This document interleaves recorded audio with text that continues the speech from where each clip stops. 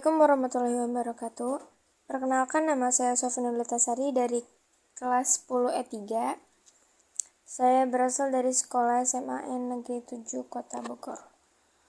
Di sini saya akan menjelaskan teknik informatika bab algoritma dan pemrograman. Yang pertama ada algoritma. Algoritma adalah suatu kumpulan instruksi terstruktur dan terbatas yang dapat diimplementasikan dalam bentuk program komputer untuk menyelesaikan suatu permasalahan komputasi tertentu. Algoritma lahir dari suatu proses berpikir komputasional oleh seorang untuk menemukan solusi dari suatu permasalahan yang diberikan. Algoritma adalah abstraksi dari sebuah program sehingga kemampuan menuliskan algoritma dengan baik akan membantu kalian dalam membuat program yang baik dan benar. Ada dua cara untuk mempresentasikan algoritma. Yang pertama ada diagram alir. Diagram alir dibuat dalam bentuk aliran simbol yang dapat ditelusuri dari suatu titik permulaan hingga titik akhir dari program. Diagram alir dibuat menggunakan simbol standar ANSI atau ISO.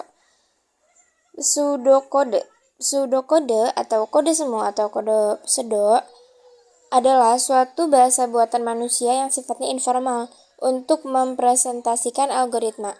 Pseudokode dibuat untuk menutupi kekurangan diagram alir dalam mempresentasikan konsep. Konsep pemrograman terstruktur, pseudokode kemungkinan representasi langkah-langkah yang lebih detail dan dekat dengan bahasa pemrograman. Karena sifatnya yang informal, tidak ada aturan khusus dalam standar notasi yang dapat digunakan. Akan tetapi, ada beberapa prinsip dasar yang perlu diperhatikan, yaitu satu baris untuk satu pertanyaan atau statement, dan pentingnya identasi dalam menuliskan pernyataan. Identasi ada untuk hierarki dari pernyataan. Yang selanjutnya ada ciri khusus algoritma. Yang pertama, algoritma mempunyai awal dan akhir. Yang kedua, tidak memiliki arti ganda atau tidak membingungkan atau ambigu. Yang ketiga, memiliki masukan, input atau kondisi awal. Yang keempat, memiliki keluaran (output) atau kondisi akhir. Yang kelima, algoritma harus efektif.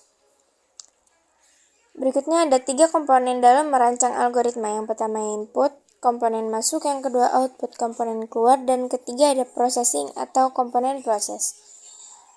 Ada pula cara menuliskan algoritma. Yang pertama, bahasa natural penulisan algoritma yang paling sederhana dengan menggunakan bahasa sehari-hari. Yang kedua ada pseudokode, kode semu atau menyerupai kode program sebenarnya.